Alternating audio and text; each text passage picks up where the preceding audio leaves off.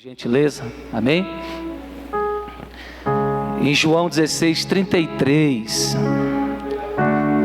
Evangelho de João, capítulo 16, versículo 33, o Senhor já estava falando sobre isso no meu coração, e eu acredito que a mensagem de hoje é muito importante para todos nós, que militamos, que investimos no reino, que travamos as nossas lutas diárias, não só para nos mantermos de pé, firmes, mas também pelos nossos irmãos, pelo nosso próximo.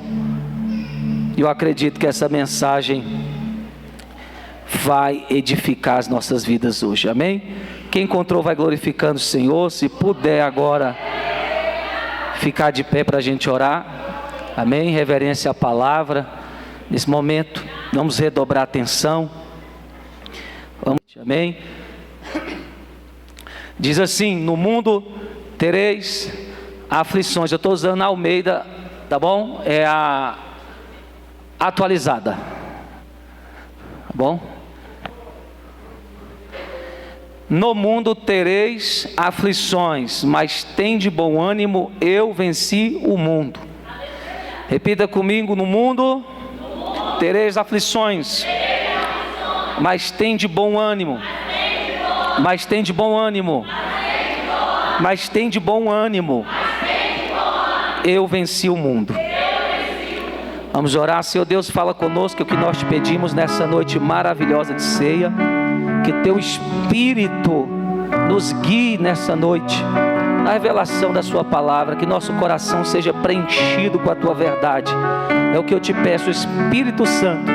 Dependemos da tua unção, da tua presença, do teu poder. Tu és mais que bem-vindo esta noite, em nome de Jesus, amém, amém.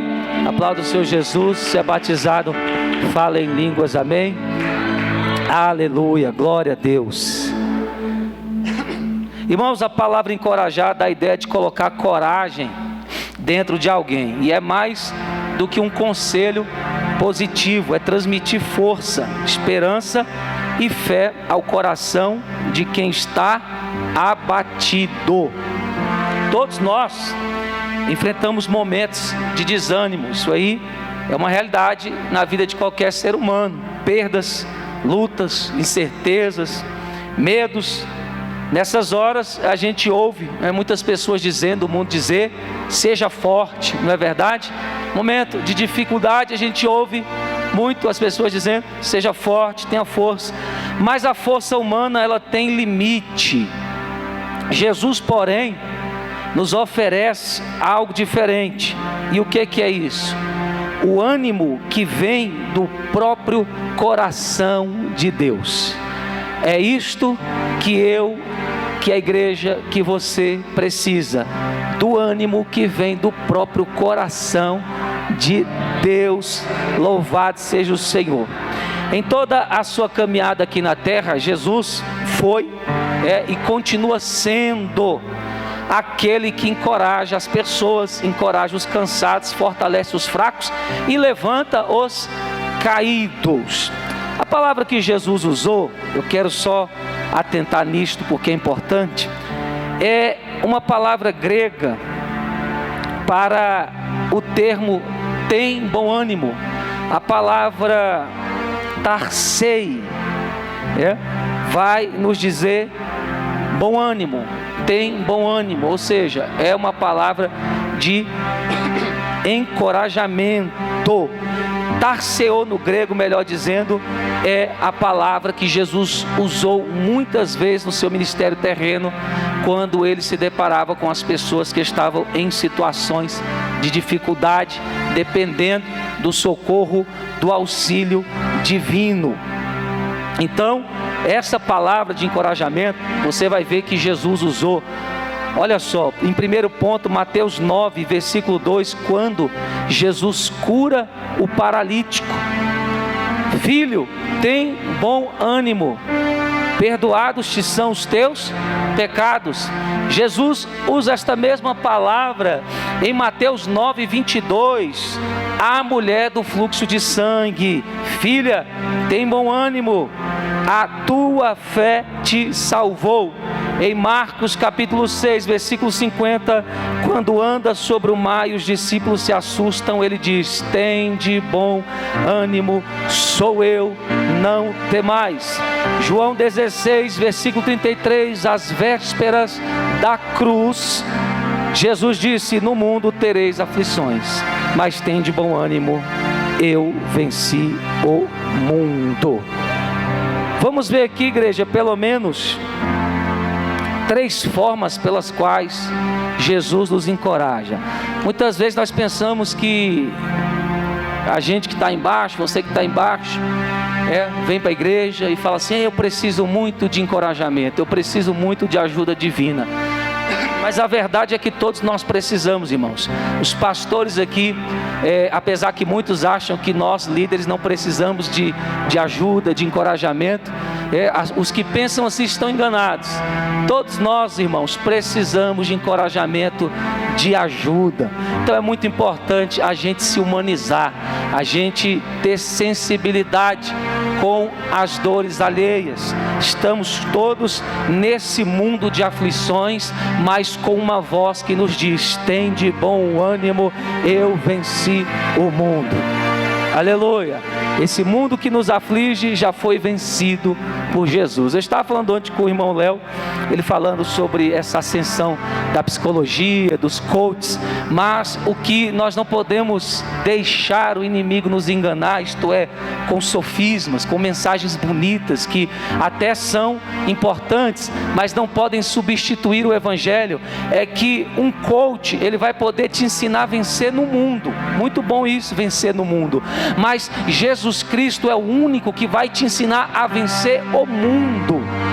Tem muita gente vencendo no mundo, realizando sonhos, se formando, conseguindo empregos maravilhosos, mudando a sua situação financeira, mas continuam escravos do diabo, continuam escravos da soberba humana, dos valores derrotados deste mundo. Mas quem vence o mundo já venceu tudo, e a vitória que vence o mundo é a nossa fé.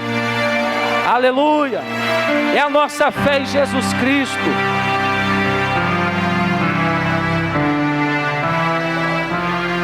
O tema de hoje é: Jesus é quem me encoraja. Tem gente que fica esperando dos outros: eu espero de fulano, de ciclano um encorajamento. Então aprenda a esperar de quem tem o encorajamento que você precisa. O nome dessa pessoa é Jesus Cristo. Olhe para Ele, busque nele. E eu quero que você fale aí para alguém que está próximo a você, com carinho, dizendo: Jesus é quem me encoraja. Diga isso: Jesus é quem me encoraja. Oh glória, aleluia. Primeiro, Jesus encoraja em meio às dificuldades. Isso é muito importante você saber disso, com o espírito, com fé, não só com sua mente, com fé. Nas suas dificuldades, Jesus vai te encorajar. Olha só, os discípulos estavam no meio de uma grande tempestade. Mateus 14, 27.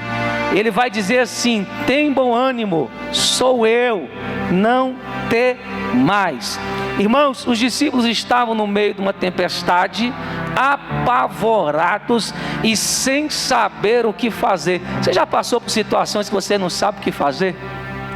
Aí o desespero quer entrar, você começa a ficar apavorado, Satanás quer ganhar vantagem nas suas emoções. Mas olha só o que acontece nessa passagem. Nesse momento que Jesus aparece andando sobre o mar, você vai ver que as palavras de Jesus não foram uma repreensão para os discípulos. Jesus não os repreendeu. Olha só a inteligência e a sabedoria de Jesus dentro da situação que estava acontecendo. Ele, sabendo que o desespero é grande, quando uma pessoa está desesperada, frustrada, irmãos, ela não entende nada. Você já viu uma pessoa se afogando? Quem é instruído em salvar vidas, que tem essa profissão, quando ele vai salvar alguém que está se afogando, o que ele faz?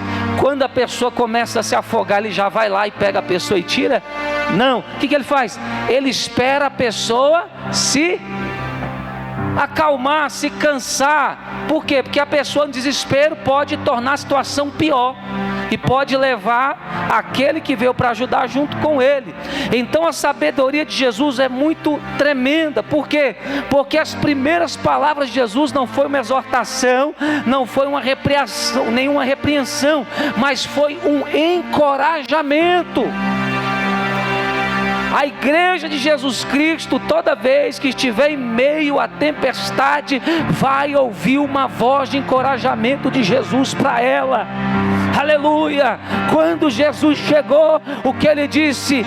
Ei, sou eu, não tenham medo. E é o que Deus está falando para aqueles que estão enfrentando tempestades na caminhada do Evangelho, na pregação do reino. Deus está dizendo nesse momento de tempestade: não tenha medo, não tenha medo, sou eu nessa tempestade, eu estou contigo nessa tempestade, eu tenho controle sobre esta tempestade.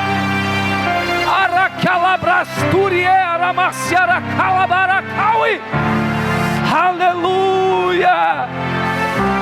Nós podemos ouvir a voz de Jesus nos encorajando em momentos que nós pensamos que o projeto da nossa vida vai ter fim.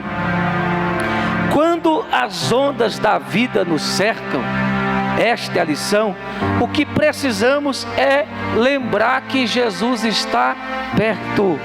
A gente teve uma ótica mundana, religiosa muito errada. A gente só entende Deus quando tudo dá certo. Ter um carro foi Deus, ganhou dinheiro foi Deus, tem saúde foi Deus, deu certo foi Deus. Isso é uma visão muito errada. Deus está por trás de todas as circunstâncias da nossa vida. Eu vou te falar, vida de magnata, só coisa boa, sentado, deitado na rede, tomando água de coco, H2O, irmão, isso é filme de ficção, é imaginativo. A vida do crente é constituída de altos e baixos. Tempestades têm que passar no nosso caminho para nos ensinar lições. A adversidade para crente é oportunidade de crescimento e fortalecimento. Aprenda a entender que Jesus está por perto. Outra coisa, o mesmo que andou sobre as águas, anda hoje sobre as nossas preocupações e medos. Aleluia! O mesmo que andou sobre as águas, ainda anda sobre as águas das nossas emoções, dizendo: sou eu, não temas. Aleluia! Os discípulos tiveram encorajamento, tiveram uma palavra: eu estou contigo. Segunda coisa, Jesus encoraja através do seu exemplo e suas palavras. Nós temos um Deus que, através do seu modo de vida, através do que saía dos seus lábios, emanava encorajamento para os fracos e necessitados. Só tem uma classe de pessoa que Deus não ajuda: aquele que acha que não precisa. Mas todo aquele que precisa de Deus tem certeza que Deus vai o ajudar. João 11:25, ele vai dizer: eu sou a ressurreição e a vida. Jesus não apenas falou, igreja, sobre coragem, ele viveu encorajamento. Por quê? Porque mesmo diante da cruz, da traição, da dor, da decepção, ele se manteve firme no projeto do Pai. Oh meu Deus, eu senti uma unção aqui. Olha só. Olha, quando a gente olha para Jesus, a gente vê alguém que, mesmo quando as coisas deram errado, quando pessoas que eram para apoiar fizeram prejudicar, ele se manteve firme no projeto de Deus. Aleluia. Jesus encorajava os cansados, Mateus 11, 28, já usei muito esta passagem para fortalecer a minha fé. Ele restaurou Zaqueu, a mulher adúltera, fortaleceu os desanimados, como Pedro. Olha só, Pedro, após negar Jesus, Satanás lançou uma seta de frustração, de acusação, de punição, que ele não deveria aceitar, mas aceitou. E aceitando a proposta do diabo, Pedro desistiu de tudo. Jesus tinha falado que ele agora não era aquele Simão que pescava peixe, mas agora ele era um Cefas no hebraico, que é pedra, fragmento de pedra, ou seja, tijolo na construção do reino de Deus. Aquele Simão que agora é Pedro, aquele que um dia pescava vivo para morrer na mão dele, e Jesus mudou a história e falou assim: agora você vai pescar morto e vai fazer viver na minha presença. Está desanimado, está cabisbaixo. E o que Jesus fez? Desistiu, voltou para a pesca. Tinha unção de liderança. Líder, quando desiste, muita gente desiste com ele. Isso é normal, porque nem todas as pessoas aprenderam a se firmar em Deus. E Pedro, no seu desânimo, foi encorajado por Jesus. Quando Jesus ressuscitou, olha a mensagem que ele diz: vá lá falar com os discípulos e a Pedro.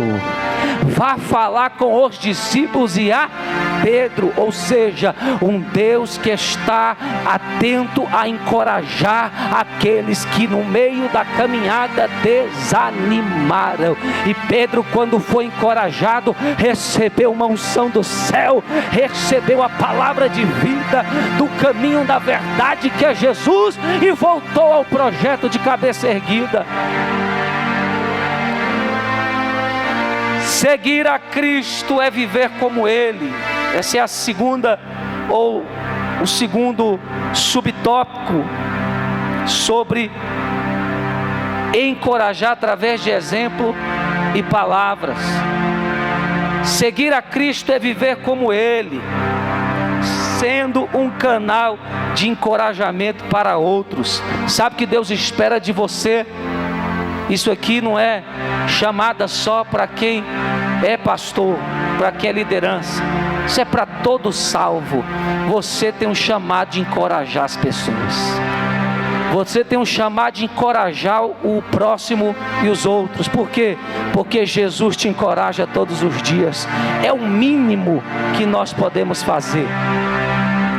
Nossas palavras e atitudes podem reacender a esperança de quem já quase desistiu. Irmãos, eu já vivenciei situações de grandes líderes, grandes tochas, bombas na mão de Deus, mulheres, homens tremendos, armas poderosas contra o inferno, que por causa das circunstâncias da vida, em um dado momento, quase desistiram. E por causa da palavra de um crente, aleluia, por causa de uma pessoa que se importou em encorajar, essa pessoa voltou a ser o que era, e Satanás foi envergonhado, e o nome de Jesus foi glorificado. Eu quero dar uma palavra de encorajamento, mas também repreensiva. Igreja, deixa de ser cavadora de terra, de poço, de túmulo para matar o irmão. Larga esses pensamentos de ódio, de inveja, de comparação, e aprenda a levantar quem está caído. Aprenda a orar para que o que está de pé continue de pé. Aleluia! Aleluia! Isso que é ser igreja, é ser diferente, é ser guiado pelo poder do Espírito, é ter domínio sobre a carne, sobre o pecado e sobre as mentiras do diabo, Mente de crente não é depósito de sujeira de Satanás. Crente de verdade, ele guarda a mente dele, ele arranca toda a erva daninha que queira vir nos seus pensamentos, ele sufoca até matar, mas os pensamentos que vêm de Deus, ele profetiza sobre a terra, para que essa semente vire realidade na vida de alguém. Terceira coisa e última, para a gente entrar na ceia: Jesus é nossa fonte permanente de encorajamento. Jesus, aleluia, eu sinto a presença dele aqui, é nossa fonte permanente de encorajamento. Hebreus 13, versículos 5 e 6: nunca te deixarei, nem te desampararei. Eu não vou ler o restante, mas olha só: nunca te deixarei, nunca te desampararei. O encorajamento de Jesus não é passageiro, é constante e fiel. Aleluia, é constante e fiel. Mesmo quando não vemos, ele continua trabalhando. Deus é o Deus. Nós podemos pegar o exemplo de uma semente que você planta na terra. Você não sabe, não pode ver o que está acontecendo debaixo da terra, mas não é porque você não está vendo que não esteja acontecendo algo. Assim é o trabalhar de Deus muitas vezes na nossa vida. Nós não estamos vendo, mas Deus está trabalhando ao nosso favor.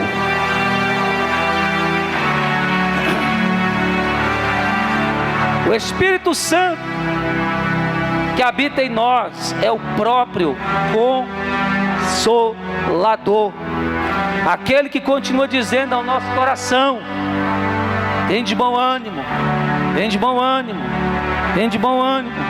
Sabe que eu vejo isso? Crescimento espiritual. Muitas pessoas ficam tristes por qualquer coisa. Situação negativa, muda o humor dele, muda o dia dele. Uma coisa que ele ouve desanima ele, ele fica triste. É porque ele falta intimidade com Deus. Porque a palavra de Deus diz que a alegria do Senhor é a nossa força. Então eu entendo assim: se Deus me deu alegria, e a alegria que Ele me deu é a minha força, eu não dou minha alegria para o diabo, eu não dou minha alegria para Satanás e para quem queira tomar. Vai ficar só chupando o dedo na vontade. Eu sou alegre em Cristo, dentro de casa, na rua, na igreja, passeando com o cachorro, pegando o ônibus, o Uber. Eu tenho a alegria de Deus, independente do que aconteça. Bom ânimo, é uma ordem, tem que partir de você.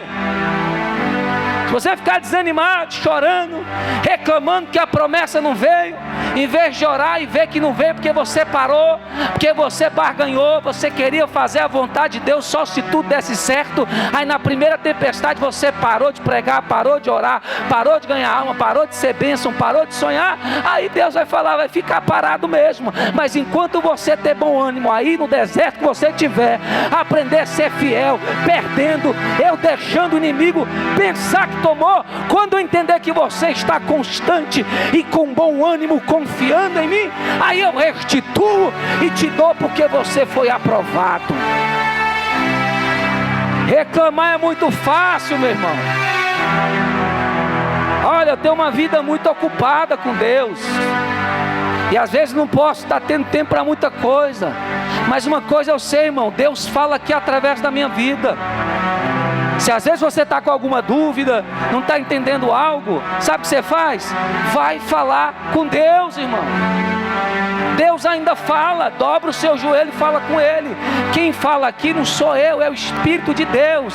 Se tem alguma coisa que foi falado no altar que você não entendeu, não pergunte para mim, porque não foi eu que falei. Pergunte para o Espírito Santo de Deus, que usa os pregadores que sobem aqui. A igreja parece que esqueceu que quem fala aqui é Deus. O negócio está bagunçado, o pessoal está perdendo a direção das coisas. É Deus que fala aqui. E se é Ele que falou, está falado, só mais baixo.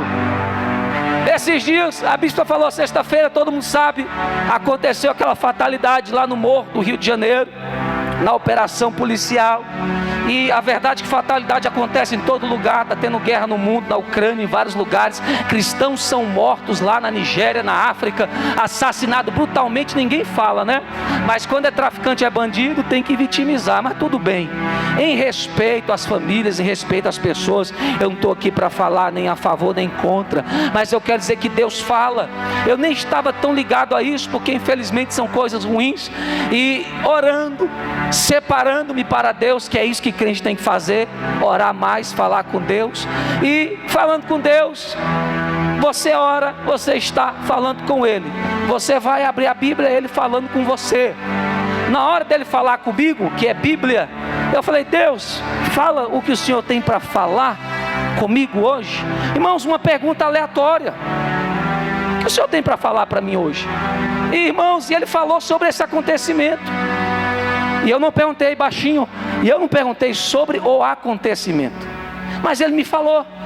E Ele disse para mim, sabe o que eu estou te falando? Sobre o acontecimento. E eu entendi pelo Espírito, é porque as pessoas estavam murmurando contra Ele, por causa do que aconteceu, culpando a Deus. E Deus falou assim, as pessoas estão reclamando, murmurando, me culpando, mas eu estou respondendo o que aconteceu. Deus deu para mim Jeremias 51, depois, se você ainda ama a Bíblia, vai ler. Quando Ele fala que vai destruir a Babilônia.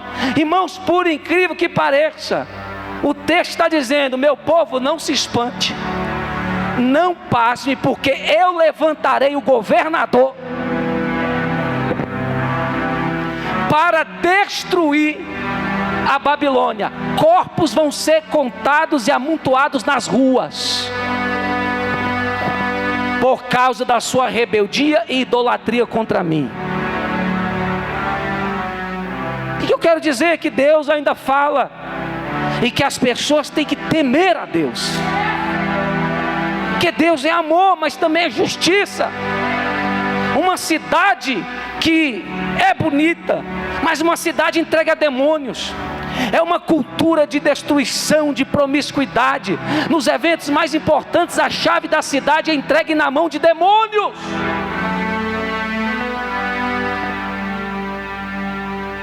E eu tenho certeza que Deus tem avisado aquele lugar. Deus tem encorajado as pessoas a mudarem. Mas infelizmente, irmãos, a consequência do pecado é morte. E eu venho falar para você que hoje Deus está encorajando você a confiar mais nele, a buscar mais a Ele, a ouvir a voz dele, a entender que um projeto com Deus não tem falência, não tem ponto final. Um projeto com Deus é vitória sobre o inimigo. E o inimigo não sou eu nem você, irmãos, nós somos irmãos. O inimigo é o diabo, é o mundo e o pecado e a carne. Aleluia, vamos aprender isso. Eu desafio você a entender, eu estou terminando aqui. Quando faltar força, terminando, olhe para Jesus, não para as circunstâncias.